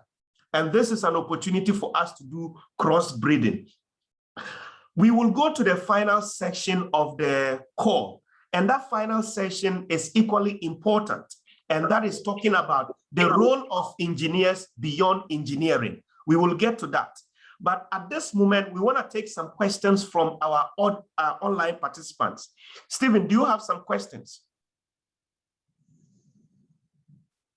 Hello, Stephen. Hello, Stephen. Hi, Prosper. We don't have. Do we have questions? Do we have questions from our audience? We don't have questions from the online participants, but Ajana Banawi, who is on the call, asked earlier about if there were questions. Also, Ndulaba had a question for Nima when she was talking on the call. Okay, so Ndu. Hello, Ndu. Yes. Please, you have the floor to pose your question to Nima. Yeah, I just want to say that thanks, Nima, for making aware that your country was not fortunate enough to have the inheritance of coal and oil and gas. With that information, then I just want to find out, in terms of your 100 megawatts of renewable energy installed, how much did your country invest in utility scale lithium-ion battery storage system to make sure that when the sun is not shining and the wind is not blowing, you don't have outages, power outages? Do you perhaps know? Oh, okay. The questions to be answered right away or at the end of the session? So I think if you have the response, you could provide for the benefit of other participants. But if you do not have the figures readily, you could provide it later on for us to share with all participants. Okay. Actually, I don't think he had me right. I'm not saying we have it installed already. It's on the pipeline, and hopefully it will be commissioned by the end of probably 2029 or so. But the 20 megawatts plant that has just begun, that's the construction. There is an 8 megawatt storage facility for that. So the installation cost, I don't really have an idea about. But one thing I know about solar generally is that installation costs are high, yes, but the maintenance cost is quite low. Compared to the thermal energy we have right now, I'm very sure that it will be more economical to run on the solar plant than to run on this one. As he also mentioned about sun and wind, the Gambia, I think he should visit the Gambia because the sun is almost always out. We have a 12-hour sunrise, sun radiation rather. So we don't have much of a problem when it comes to sun and wind. But I respect, as a well-trained engineer and an experienced one, I respect his points and I will note it down. I work in this company, so I can discuss with my colleagues and we could probably come up with ideas. If he has more ideas about how to store this energy and how to run it efficiently, he can also probably email me and then we can continue this discussion. Thank you. That's good. Nima, kindly stay on for me, Nima. What is the name of your minister who is on the call? The name of your minister who is currently on the call? No, he's not the minister. He actually is studying in Ghana right now, but he has connection with the ministry because he was teaching and all. Yes, he's called Victor. I think it would be good to give him a chance to come up on the platform here. Okay, that is fine. Victor, yes. Exactly. I've just seen his chat. He is trying to find out how NSBE in Gambia, or he's saying that NSBE Gambia is young, and what would be our advice for us to grow bigger like ours in Gambia. So Victor, I will encourage you to join, get in touch with Stephen, join our meetings whilst you are still in Gambia like Nima was doing. Then you can have, we can share more ideas on how to help you grow. Now, ladies and gentlemen, we move to the last session of the whole call, and that is to look at the role of engineers beyond engineering. From the whole conversations, you heard about policy, you've heard about investment, you've heard about, you know, the general population, and you realize that some of the challenges that militate against the increase in the number and quality of engineers go beyond the bolt and nut. It goes beyond calculating power factors for, you know, power plants. It goes beyond calculating the amount of cement that you will need to construct a road. So I will now start with Ola from Nigeria. Kindly discuss with us 3 things that are roles that engineers can play beyond engineering to help facilitate, you know, the aspiration of engineers. Yeah, thanks for coming back to me here. 3 things I have to think on my feet right now. But the first one that I think is very valuable to us will be value chain derivation. So Okay. beyond bolts and nuts and spanners and pliers, maybe personally myself, it's been a long time that I held any mechanical tool myself. And my dad was talking to me a few weeks back and was saying, what kind of engineer are you that you don't hold a plier and bolts and nuts anymore? So beyond that, like I was saying, value chain derivation. We've seen engineers in the past that have been working siloed, and the only thing that we knew best to do in our early years or early stages of engineering practice is to do the calculation, do the design, what is the thickness, what is the black X, Y, and Z. But then we do not understand how the economics of the value chain. I think as you do more of engineering, you probably want to get some knowledge in that space as well. Okay. What is the economics of what I want to do? And I give an example. In those days, like when I find Undu's point very, very interesting, because I used to work in the oil and gas, and then I designed vessels for separation. And at some point, we will have to take a decision whether we will do a vertical vessel or an horizontal vessel, just for economics purpose, not because one is better than the other one, but it is cheaper to construct and install one than the other one. So there is a size where you get to where it becomes cost prohibitive to move forward and you need to make a switch. So my charge to engineers is, as you do more of that design, do more of that selection and everything you do, calculations that you do, it's very good. But at some point, more will be expected of you to understand the economics. Where are your vendors and suppliers coming from? How will you transport your equipment? How will you man your site, your field? How much are you going to pay? Do you want to set up your site closer to where labor is cheap, or you want to go and import those labor from where they are concentrated to where your site is located? So I think that is something that engineering management need to infuse in us as we learn more. So that is one skill that we need to pick up. I think you've done two: engineering management and then economics. So the last one. So yeah, so the last one will be adaptive. As an engineer, you need to be very adaptive, understand what is changing and how you can leverage on capabilities that are available. As 2 days back and yesterday as well in the office, I was challenging my engineers like, hey, what can we do with machine learning in this thing that we're doing? Like, we do a lot of manual labor, and I just kept telling my engineers like, look, this is a beautiful product and I love it, I like it, but the world is moving away. And we need to start thinking of how. So that is said, we need to be adaptive. And there is one language that I have now introduced in my office. Before now, we used to say continuous improvement, continuous improvement. Now I challenge engineers to move from continuous improvement to continuous innovation. So as an engineer, you need to be continually innovating, be adapting to what is going on. Whatever there is a capability in artificial intelligence, in machine learning, learn what is going on there and how you can apply it to whatever you're doing. So those three things, I hope those are helpful. Yeah, thank you very much. So you've talked about, addressing yourself with the economics of the engineering field that you find yourself, management as in, and leadership, and then being adaptive. Let me come to Jelia. Jelia, are you still with us?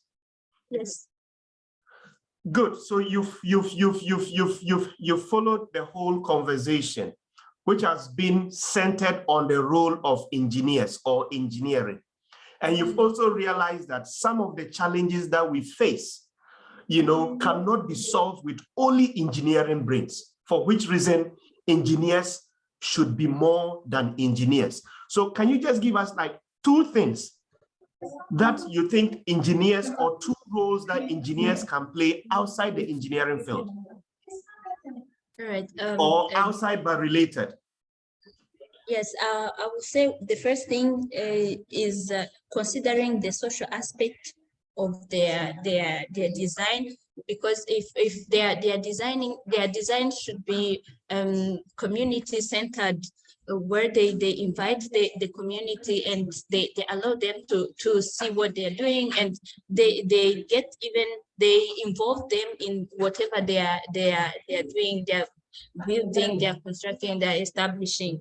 So this social aspect, once you leave it out and they are an engineer, then you have a big problem. And another thing is considering the policy. That's one thing that we engineers we tend to ignore a lot. I would say that engineering has vision, but policy guides the way. So if at all you have, like, you can have all these ideas, big dreams, but if there's no policy that supports the implementation of your engineering work, that is not going to be happening. So the engineers, with that, I would say that the engineer should be able to innovate under the guidelines of the government. Another thing is collaboration. Like, engineers need to really collaborate instead of competing, because we have seen that many engineers they will design things and they will want to call it, oh, this is mine, and then they don't want to share. They don't want to share their idea. And one thing is that if they happen to share all these ideas, I don't think Africa needs a lot of outside invention. We have Africans who are doing amazing things. It's just that they need to share those ideas. And lastly, I will emphasize on the gender. Because I've seen that very many women, young women, they grow up having dreams. I will be an astronaut. I will be I don't know, I will build bridges, all that. But once they maybe finish their bachelor, they obtain their bachelor's degree, the reality outside, we know this Africa, the reality outside is sometimes it hits different to young women, and so we need men who understand that engineering is not just for men, who will grab the hands of women, of young women, to let them stay in the sector. Especially, I would say, I will give you an example of, I attended the World Water Congress, International Water Association World Water Congress in Denmark, and one of the sessions I attended was talking about sanitation engineers who designed toilets, and those toilets were not women friendly. Like, they were just small pieces of toilets. So, which shows that if there is no women engineers, what will happen in our world? Like, there won't be any consideration of women. Maybe we know the size of the women, and especially pregnant women. And so this is really a point we need to think about, how we can balance the gender and retain the young women engineers in the sector. Thank you. Thank you very much, Jelia. I am very, very impressed with your summation, particularly the gender aspects. In fact, I wanted to be very autocratic at the end of this, the latter part of the session, so that you and Nima can talk about the gender base, but you just took the wind off my sail. So, ladies and gentlemen, she mentioned that, you know, one of the roles that engineers can play beyond engineering is to increase their community or social quotient, and then also get involved in policy making, and then be collaborative. Let's share knowledge transfer across the continent. And then finally, you know, as an engineer, particularly a male engineer, also inculcate the spirit or the habit of mentoring. And then that is the habit of mentoring women, so that we can increase the number of women, you know, in the engineering field. Thank you very much for those submission. And well, having stayed in your country, I can confidently report to everybody on the call that your president is leading by example in terms of the policy and then, the gender aspect, where Rwandan ladies have been made to believe that they can be whatever they want to be, including even going to the moon. So thank you very much for that. I will come to Nduduzi in South Africa. Nduduzi, what are some of the roles that you think engineers should play beyond being in the power plant, beyond bolts and nuts and design of power systems or infrastructure systems? Just with your experience, just share with us some two, roles that you think they should play beyond engineering. Thanks, Prosper.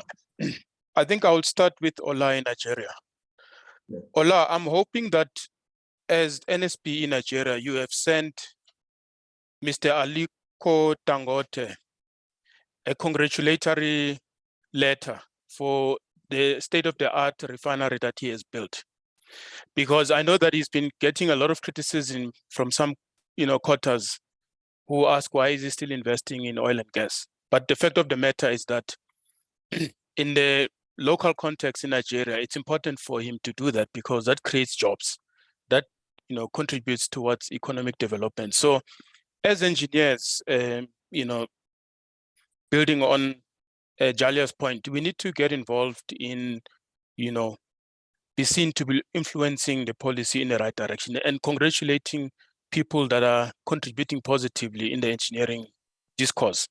So also we need to get involved in outreach programs, go out to schools, encourage kids to improve their marks in STEM subjects so that they can go to universities and study engineering, and to encourage them not to be afraid to dream big, and also to encourage them to be around friends who are having or showing a strong desire and determination to succeed. So this is now just over and above being an engineer sitting in the office designing, equipment. This is being out there and be seen in the community and making a difference.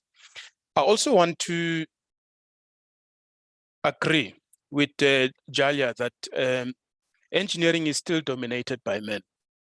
Women in engineering need to be supported 100% in terms of scholarships, mentorship, coaching, training and development, job opportunities, promotions, and healthy workplace, etc.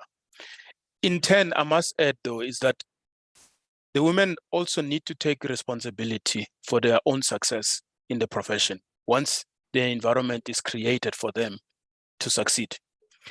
The women that I've seen succeed in the engineering profession, they take their profession and craft very seriously.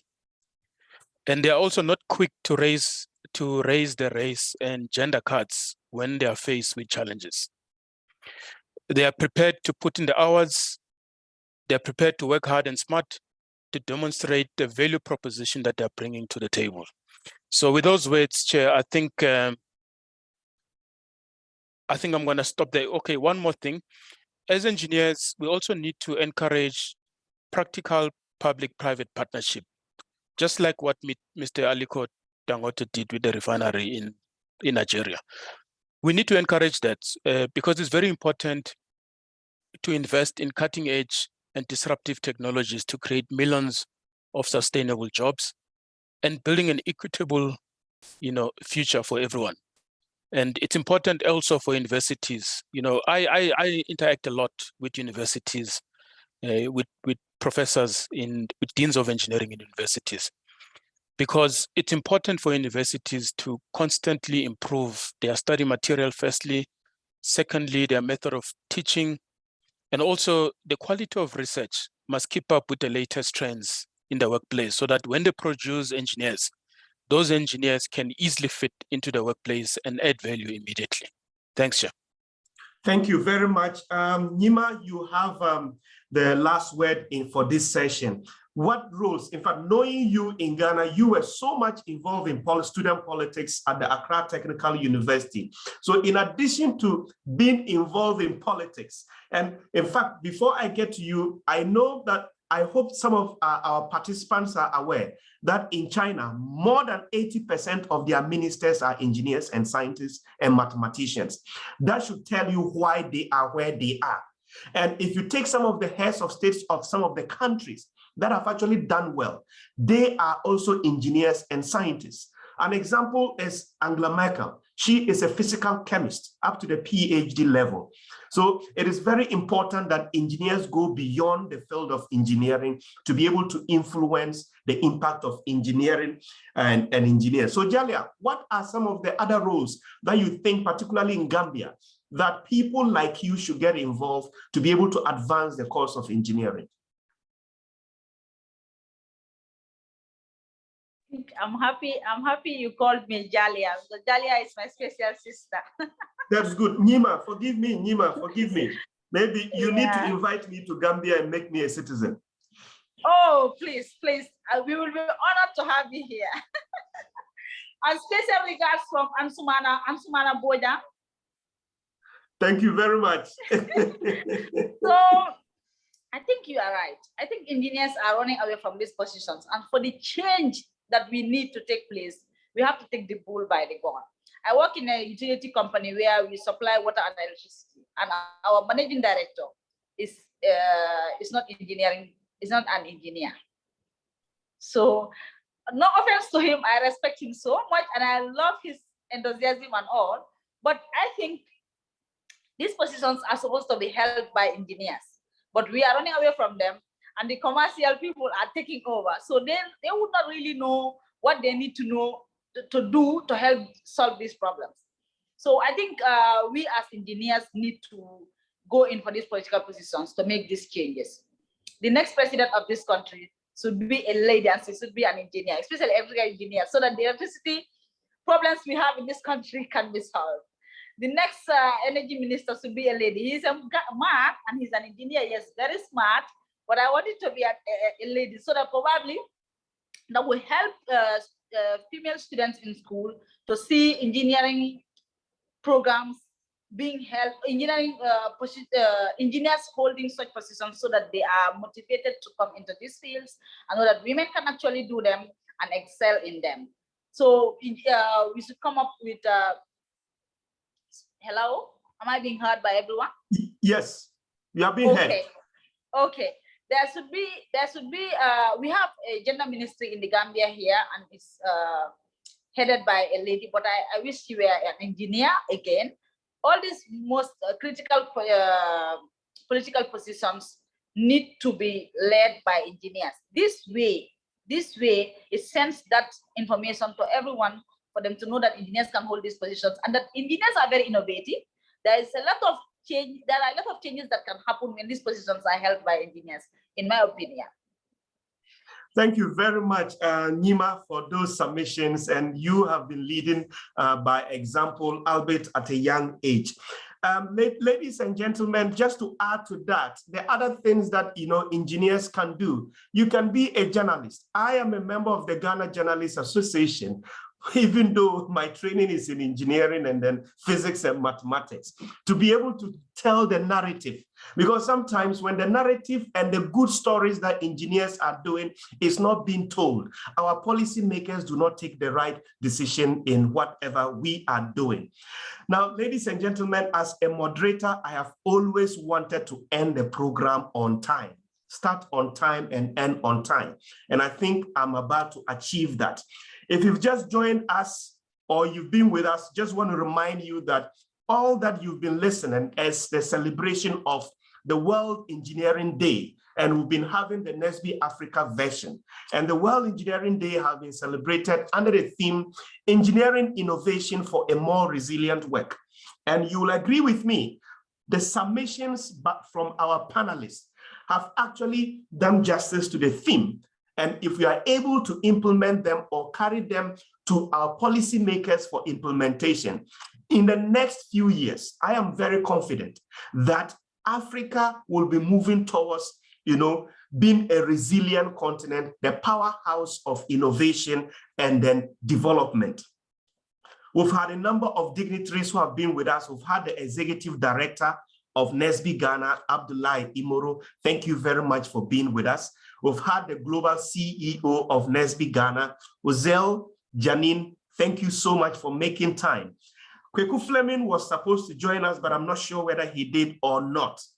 We also had as participants, Engineer Oswald Mulenga Chanda, and he is the Director of Sanitation Development at the African Development Bank.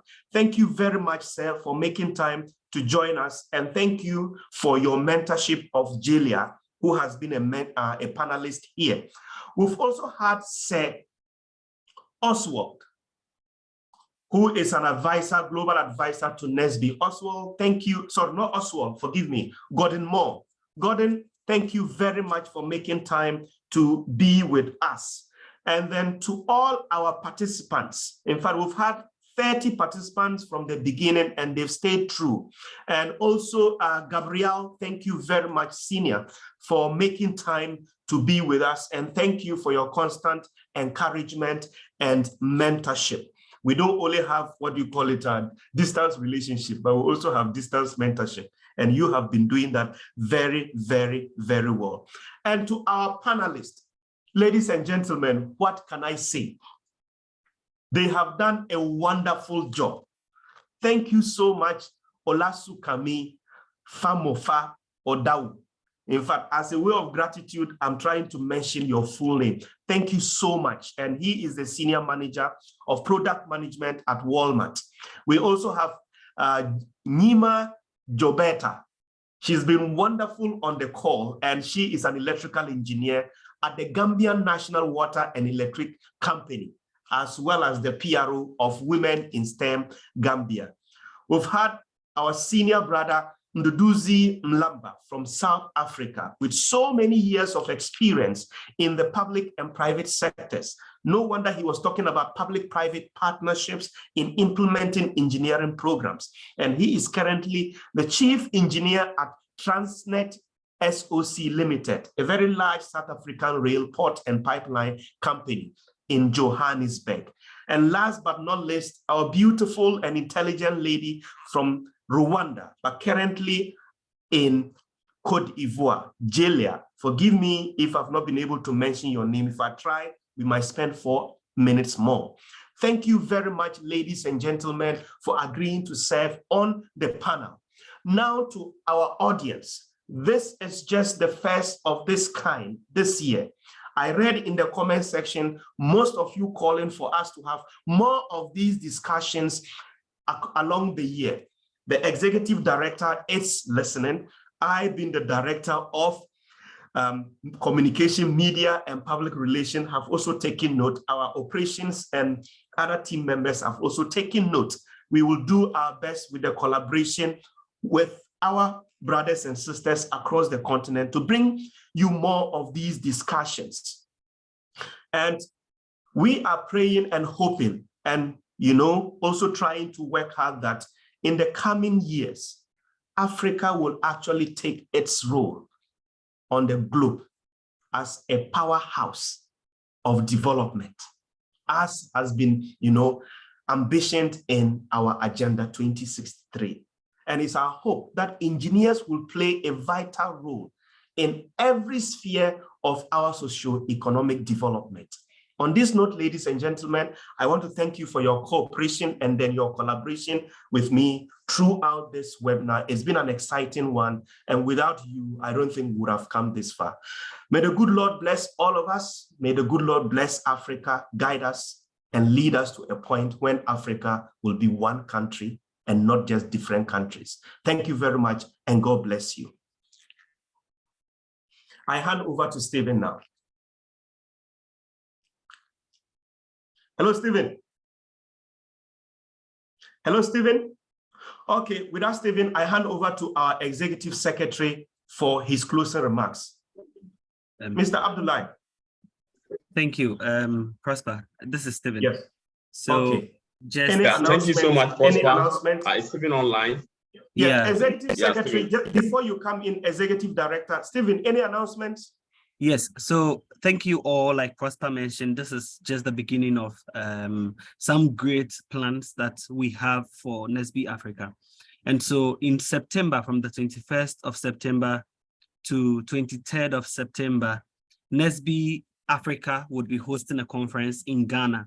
And so after this call and then in the subsequent months, the full details will be out for how you can register your participation.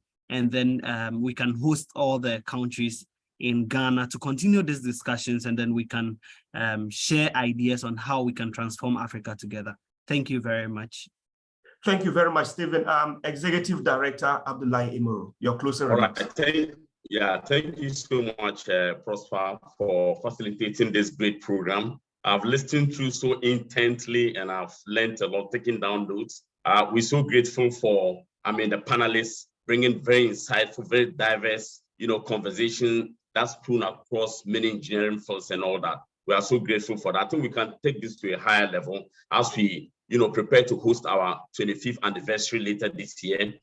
That we would like to invite, key leaders and members from across Africa to participate with us. And again, we want to thank Madam Uzel, Janine Uzel, CEO of NSBE Global, who gave the keynote address.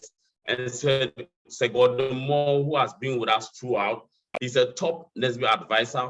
They have passed through the various trajectories of NSBE. He's been with us throughout. He's visited Ghana so many times. And then Gabrielle, of course, they formed the foundation of NSBE Ghana and all that, and they are still with NSBE. So it tells you the kind of family that we have. And I want to thank listeners and platform for participating in this program. We wish you a wonderful year, and we look forward to engaging you more in the coming. Prosper, thank you so much for hosting this. Yeah, thank you guys. Wonderful weekend to everybody. And then the operations team will send out let me say, not a communique, but allow me to call it a communique, summarizing whatever was discussed here, and we'll be sharing it to you through your email addresses that you used in registering. Thank you, and God bless you.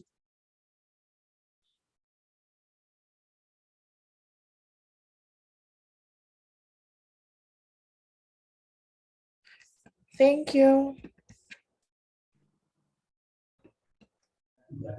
Did we take a family picture or? I was expecting something like that, a screenshot where we all put on our videos. Oh, too bad. It escaped me, Nima. Well, next time. Yes, we'll look for the names on Google and do a Photoshop. But we can still do that. There's still about 19 people. Okay, then Stephen, take over. Stephen, take over. Do we still have our panelists with us? At least Jelia is here and Nima is also here, so you can take over. I've seen my sister's face. Jelia, I need your video back on. Thank you. Okay. Oh, my dear sister, I've missed you. Jelia, good to see you. And then Nima. Hey, Nima, you've run away to Gambia and left us. You are enjoying power. The call who can share their videos glowing. Please. I want you to visit take over. So everybody on the call. Yeah, invite us to come. Okay. Nima, please. Please, you are all invited in the Gambia. I think what Paul Victor should be asking is NSBE Ghana coming to the Gambia. That would really help. So that when the so you will lead the way. Sure. I have to organize lead the way. Sure, yeah.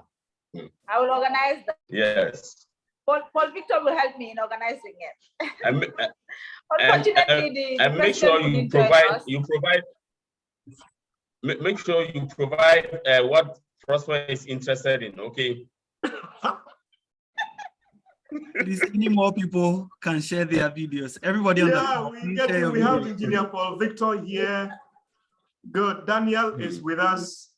Basil, Lydia, Rebecca, Dr. Samuel Etim. Good. I can see Dr. Samuel Etim. Okay. I think. Basil, could you kindly put on your video? Yeah, so that we take a nice screenshot. Okay, Stephen, you can go ahead. Okay. You're not in. Okay, Lydia is here. Please smile. Mariama, could you kindly put on your video so that we can have more women? That's correct. And because your vitals are all good, even with the way you're talking, Please smile. you're not having an asthma attack. Please. So All right. talk about Thank you using all. the nasal steroids and stuff like that to try to, Thank you. This loosen was great. patients I pray that we have more of this. you just do not have working pneumonia. Yes, I want to say thank you, guys. This is my first time actually joining. I'm in the aerospace field, and wanted to say this was very same here. Thank you very much for organizing this. Very, very good. Very, very good. Well organized, and the audience and those who were supporting the presentation. You guys did a great job. Thank you very much. Thank you, Doc. Yeah, thank you for the kind remarks. Thank you all.